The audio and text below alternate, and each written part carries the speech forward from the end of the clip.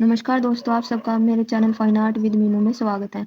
जो अभी हाल में EMRS का पेपर हुआ था उसमें मौर्यकालीन स्तंभ मूर्ति कला से बहुत ज़्यादा प्रश्न पूछे गए थे। तो अभी जो KVS का पेपर होने वाला है 29 तारीख को, उसके लिए आप ये पूरी वीडियो देखना, इससे आपको बहुत मदद मिलेगी। तो चलिए शुरू करते हैं। पहला क्वेश्चन है, सांची स्तूप पर किस लिपि में संदेश खुदा हुआ है? ए देवनागरी, तिलाक्षर, ब्राह्मी, खरोसी। सांची के स्तूप पर ब्राह्मी लिपि में संदेश खुदा है। सांची मध्य प्रदेश के रायसेन जिले में बेतवा नदी के तट पर स्थित है। यह भोपाल से 46 किलोमीटर पूर्वोत्तर में तथा बेसनगर और विदिशा से 10 किलोमीटर दूर मध्य प्रदेश के मध्य भाग में स्थित है। देखिए ये वाला क्वेश्चन ये हमारे इसमें आया था कि सांची का स्तूप भोपाल से कितने किलोमीटर दूर है, तो 46 उसका आंसर होना था। और बेसनगर और विदिशा से 10 किलोमीटर दूर मध्य प्रदेश के मध्य भाग में स्थित है। याद कर लेना अच्छे से, KVS में आने के पूरे पूरे चांसेस है। अपने अप्रतिम बौद्ध स्मारकों तथा पुरातात्विक सामग्री के कारण संपूर्ण विश्व में प्रसिद्ध है। जनरल टेलर ने सांची की खोज की जो 3री शताब्दी ईसा पूर्व में बनाए गए थे। अशोक ने 84,000 स्तूपों का निर्माण करवाया था, जिसमें सांची का भी एक स्तूप था। क्वेश्चन नंबर, सारनाथ स्तंभ में बने 4 पशुओं के नाम है। घोड़ा, इसका सीधा सीधा आंसर देख लेते हैं, क्यों ही टाइम वेस्ट करना। अशोक चिन्ह भारत, इसका आंसर आएगा सी, वृषभ, गज, घोड़ा और शेर। सारनाथ में जो स्तंभ बने हुए हैं उन पर पशु की आकृति लगाई गई है। वृषभ की मतलब कि बैल, गज मतलब हाथी, घोड़ा और शेर।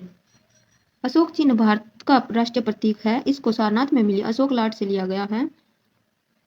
मूल रूप से इसमें 4 शेर हैं जो चारों दिशाओं की ओर मुंह किए खड़े हैं। इसके नीचे एक गोल आधार है जिस पर हाथी, घोड़ा, वृषभ और शेर बने हैं जो दौड़ती हुई मुद्रा में है। ये गोलाकार आधार खिले हुए उल्टे कमल के रूप में है। ये हर पशु के बीच में एक धर्म चक्र बना हुआ है, राष्ट्र के प्रतीक के रूप में, जिसे 26 जनवरी 1950 में भारत सरकार द्वारा अपनाया गया था। चलिए अगले क्वेश्चन पे चलते हैं। उत्तर से दक्षिण दिशा में बुद्ध स्थलों को उनके स्थान के अनुसार व्यवस्थित करें। मतलब कि दक्षिण दिशा, उत्तर से दक्षिण दिशा में बुद्ध स्थलों को उनके स्थान पर के अनुसार पहले उत्तर वाला आएगा, फिर उसके बाद बढ़ता बढ़ता दक्षिण की तरफ जाएगा। तो देखिए इसमें 4 ऑप्शन दिए हुए हैं, अमरावती, संगोल, हारवा, सांची। इसका आंसर है सी। उत्तर से दक्षिण दिशा में बुद्ध स्थलों का व्यवस्थित क्रम सबसे पहले हारवा, उसके बाद संगोल, उसके बाद सांची और उसके बाद दक्षिण में अमरावती आएगा। संगोल पंजाब राज्य के लुधियाना जिले में स्थित एक ऐतिहासिक स्थान है। यहाँ से उत्तर हड़प्पा युग से मौर्योत्तर युग तक महत्वपूर्ण ऐतिहासिक साक्ष्य मिले हैं। संगोल एक उत्तर बौद्ध हड़प्पा स्थल है। यहाँ से हिंद पहलाओं, गोंदो पेरेस, विम, कडफाइसिस सहित कुषाणों तथा अर्ध जनजातीय लोगों से संबंध मुद्राएं मिली हैं। इससे प्रतीत होता है कि संगोल में एक टकसाल भी थी। सांची स्तूप मध्य प्रदेश के रायसेन जिले में है। यह अपने अप्रतिम बौद्ध स्मारकों तथा पुरातात्विक सामग्री के कारण सांची संपूर्ण विश्व में प्रसिद्ध है। अशोक द्वारा निर्मित 84,000 स्तूपों में सांची भी एक है। सर्वप्रथम जनरल टेलर ने सांची के स्मारकों की ओर जनता का ध्यान आकर्षित किया। ओके, नेक्स्ट क्वेश्चन पे चलते हैं। मौर्य काल की प्रारंभिक मूर्तियां कब बनी कौन से पत्थर से बनी थी? मौर्य काल की प्रारंभिक मूर्तियां कौन से काल से बनी थी? तो इसका आंसर है चुनार पत्थर। चुनार पत्थर पर मौर्य काल की प्रारंभिक मूर्तियां चुनार पत्थर से बनी हैं। अशोककालीन स्तंभ मौर्यकालीन मूर्तिकला के श्रेष्ठ उदाहरण हैं। इन स्तंभों पर अशोक ने अपने उदार विचार अंकित कराए। ये स्तंभ चुनार के लाल पत्थर के बने हुए हैं जो लगभग 35 से 40 फुट ऊंचाई के हैं। चुनार पत्थर या लाल धब्बेदार या लाल चित्तीदार बलुआ पत्थर उत्तर प्रदेश के मिर्जापुर जिले के चुनार में एक प्रकार का लाल या भूरे रंग का बारीक दानेदार कठोर बलुआ पत्थर है और भारत की वास्तुकला में व्यापक रूप से उपयोग किया जाता है।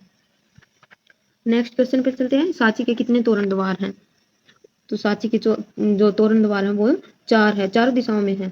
सांची के 4 तोरण द्वार हैं। सांची के तोरण द्वार प्रथम शताब्दी ईसा पूर्व के हैं।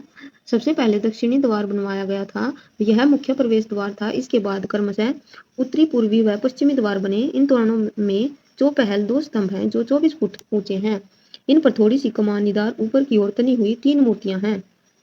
सांची स्तूप मध्य प्रदेश के रायसेन जिले में है। इस स्तूप का निर्माण अशोक ने करवाया। ये आप अच्छे से याद कर लेना। अशोककालीन किस स्तंभ के परगहे को राष्ट्रीय चिन्ह का गौरव प्राप्त है? नंबर सी, सारनाथ स्तंभ। हाँ जी, अशोककालीन सारनाथ स्तंभ के परगहे को राष्ट्रीय चिन्ह का गौरव प्राप्त है। सारनाथ का यह स्तंभ अशोककालीन मूर्तिकला का एक अभूतपूर्व उदाहरण है जिसके चारों दिशाओं में मुंह किए 4 सिंगों की ओजपूर्ण मूर्तियों की कला के संसार प्रसिद्ध के कारण इसे भारत के राष्ट्रीय चिन्ह होने का गौरव प्राप्त हुआ है। संसार भर के कला प्रेमियों व कला समीक्षकों ने सारनाथ के इस स्तंभ की मुक्त कंठ से प्रशंसा की है। सारनाथ स्तंभ का परगाह पूरी तरह से सुरक्षित है, परंतु इन पर बनी हुई सिंह आकृतियों के ऊपर पहले एक धर्म चक्र रखा हुआ था जो कि टूट चुका है। इसकी गोल चौकी पर 4 धर्म चक्र बने हुए हैं। उनके बीच बीच में 4 पशु, घोड़ा, हाथी, सिंह और बैल अंकित हैं।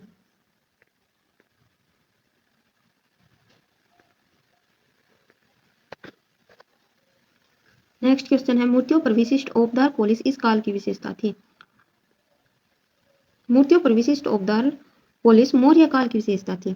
मौर्यकालीन ओपदार पॉलिश के संदर्भ में वासुदेव शरण अग्रवाल ने अपनी पुस्तक भारतीय कला में पॉलिश की परंपरा के अनेक उदाहरण दिए हैं। आपने महाभारत से लगभग 1 दर्जन ऐसे उदाहरण दिए जिसमें चमकदार पॉलिश का उल्लेख है। आप स्तंभ सूत्र सलक्षीकरण शब्दों द्वारा मर्द भांडों को चमकदार बनाने की विधि दी गई है कि किस प्रकार चिकना करने के मसालों से उसे चिकना किया जाता था। मौर्य युगीन चमकदार पॉलिश वाली एक दीदारगंज से प्राप्त बलुए पत्थर की आदमकद चामर धारणी यक्षी प्रतिमा सभी यक्षी प्रतिमाओं में सुंदर सजी और नारी सौंदर्य की उत्कृष्टतम रूप प्रस्तुत करती है। ये आपके सिलेबस में है। यहाँ पे चामर लिखा हुआ, उसमें लिखा हुआ है चवर धारणी यक्षी प्रतिमा। ठीक है। काष्ठ के साथ ही पत्थर और ईंटों का अधिकाधिक प्रयोग हुआ। जो लकड़ी के साथ पत्थर और ईंटों का उपयोग कौन से काल में हुआ? तो इसका आंसर है मौर्य काल। मौर्य काल में काष्ठ के स्थान पर पत्थर और ईंटों का अधिकाधिक प्रयोग हुआ। मौर्यकालीन कला की दूसरी विशेषता इस युग की एक प्रकार की चमकदार पॉलिश थी। पाटलिपुत्र का राजप्रसाद दीदारगंज से पाई गई चमर धारणी यक्षी और सारनाथ से मिले अशोक के शिलास्तंभ का शीर्ष इस प्रकार के पॉलिश के सुंदर नमूने हैं। मौर्यकालीन कला की तीसरी विशेषता धर्म का प्रचार थी। इस काल में बौद्ध तथा जैन धर्मों के चतुर्दिक प्रचार प्रसार में कला ने अपनी महत्वपूर्ण भूमिका निभाई थी। अमरावती स्तूप को प्रकाश में लाने का श्रेय किसे जाता है? अमरावती स्तूप को, इसका आंसर है कर्नल मैकेंजी। काल की गर्त में डूबे अमरावती स्तूप को प्रकाश में लाने का श्रेय अंग्रेज विद्वान कर्नल मैकेंजी को है, जिन्होंने सन 1797 ईस्वी में इस स्तूप को ध्वंसावस्था में देखा था, मतलब कि नष्ट होने की कगार पे था। सन 1816 से 18 ईस्वी में इन्होंने अवशेषों और मूर्तियों का सूक्ष्म अध्ययन कर इन अवशेषों के उस क्षेत्र में चित्र और मानचित्र तैयार किए, शोधपूर्ण लेख लिखे और खुदाई के उपरांत जो स्तूप खंड मिले उन अवशेषों का राजकीय संग्रहालय चेन्नई, भारतीय संग्रहालय कलकत्ता तथा ब्रिटिश संग्रहालय लंदन में संरक्षित करवा दिया। अमरावती से कुछ दूरी पर स्थित धरणी कीट से सन 1830 ईस्वी में 33 मूर्तियां प्राप्त कर रॉबर्टसन ने उन्हें लंदन के संग्रहालयों में भेज दिया। उससे अगला क्वेश्चन है, चमर धारणी यक्षी संबंधित है, तो मतलब स्थान बताना है उसका। तो ये तो सबको ही पता है, सिलेबस में भी लिखा हुआ है। चमर धारणी यक्षी दीदारगंज से संबंधित है। और सभी कमेंट करके बताइए ये कौन सी शताब्दी में मिली थी। पटना शहर में दीदारगंज से प्राप्त चमर धारणी यक्षी प्रतिमा जिन पर मौर्य शैली की चमक है पटना संग्रहालय में सुरक्षित है। ये याद रख लेना, ये पटना संग्रहालय में सुरक्षित है। मौर्य युगीन चमकदार पॉलिश वाली एवं दीदारगंज से प्राप्त बलुए पत्थर की अकादमिक चमरदानी यक्षी प्रतिमा सभी यक्षी प्रतिमाओं में सुंदर सजी और नारी सौंदर्य का उत्कृष्टतम रूप प्रस्तुत करती है। बेसनगर मध्य प्रदेश से प्राप्त यक्षी प्रतिमा जिसका स्थानीय नाम तेलिन है, भारतीय संग्रहालय कोलकाता में संग्रहित है। विदिशा में बेरू और बेतवा के संगम से प्राप्त यक्ष मूर्ति। सांची के कितने तोरण द्वार हैं? सांची के 4 तोरण द्वार है। अभी अभी बताए थे, ये क्वेश्चन पहले भी आ चुका है। नेक्स्ट पे चलते हैं। ध्यानस्थ बुद्ध के सही भाव मुद्रा समुच्चय को पहचाने। नीचे दिए गए विकल्पों में से सही उत्तर चुनें। मैत्रेय, मंजूश्री, अभितब, वैरोचन, अवलोकितेश्वर। बुद्ध के सही भाव मुद्रा को पहचानना, इसका आंसर है सी यानी कि बी और डी, अभितब और वैरोचन। इस प्रश्न में विकल्प बी और डी दोनों सही हैं। ध्यानस्थ बुद्ध महायान और वज्रयान बौद्ध धर्म में उन 5 स्वयंभू भाग हैं। बुद्धों के समूह में से एक है जो काल के आरंभ में पहले अस्तित्व में थे। 5 को आमतौर पर वैरोचन, अभितब, अभोक्षय, रतन संभव और अमोद सिद्धि के रूप में पहचाना जाता है।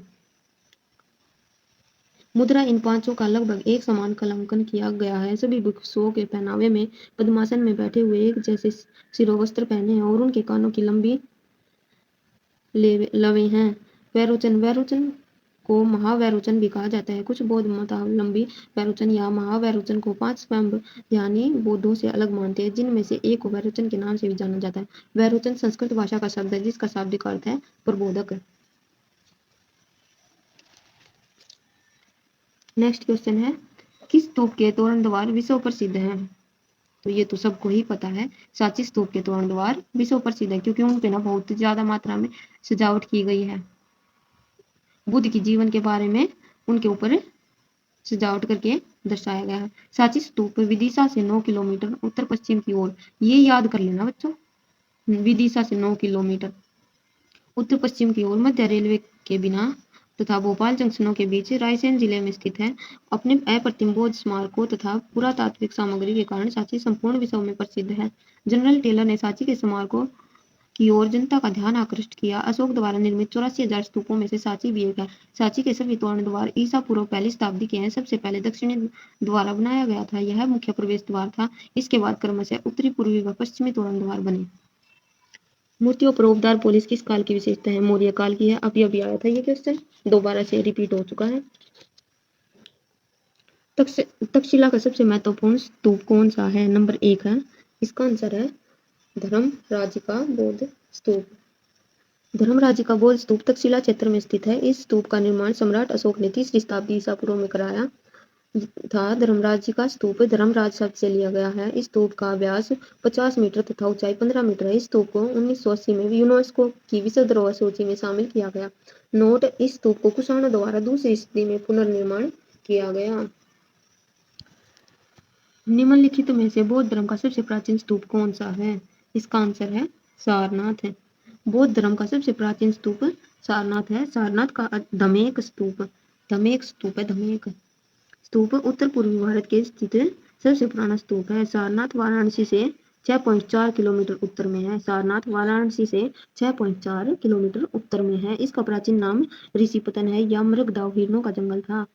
महावस्तु के अनुसार यहाँ के आश्रम में 500 ऋषि रहते थे। यहाँ सर्वप्रथम भगवान बुद्ध ने सबसे पहले अपने धर्म का उपदेश 5 भिक्षुओं को दिया था। इसे बौद्ध साहित्य में धर्म चक्र प्रवर्तन कहा जाता है। इसलिए सारनाथ बौद्धों का एक प्रसिद्ध तीर्थ स्थल बन गया। सारनाथ की सिंह मुखाकृति का समय क्या है? सारनाथ की सिंह मुखाकृति मौर्य वंश के समय में जो बनी थी वो 3री शताब्दी ईसा पूर्व में है।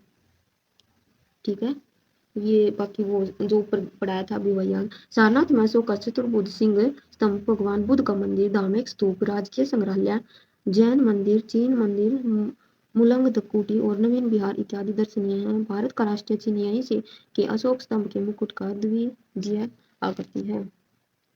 आंध्र प्रदेश के गुंटूर जिले में अमरावती का स्तूप किस नदी के किनारे है? इसका आंसर है कृष्णा नदी। अमरावती स्तूप का काल है 150 ईसा से 200 ईसा।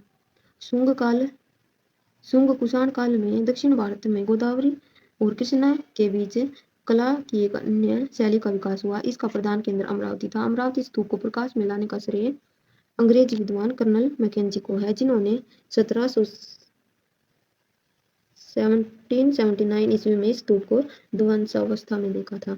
अमरावती का यह स्तूप दक्षिण भारत के गुंटूर जिले के अमरावती नामक एक कस्बे में स्थित है, जो कृष्णा नदी के तट पर है। अमरावती स्तूप आंध्र सातवाहन काल की है। इस स्तूप में संगमरमर का प्रयोग हुआ है। इस स्तूप में हीनयान तथा महायान दोनों संप्रदायों से संबंधित कार्य देखने को मिलता है। आज के लिए इतने क्वेश्चन काफी हैं। अगर आपको मेरी वीडियो अच्छी लगे और अगर आपको आगे भी ऐसे ही क्वेश्चन चाहिए हैं KVS की तैयारी के लिए, तो आप कमेंट करना। ओके।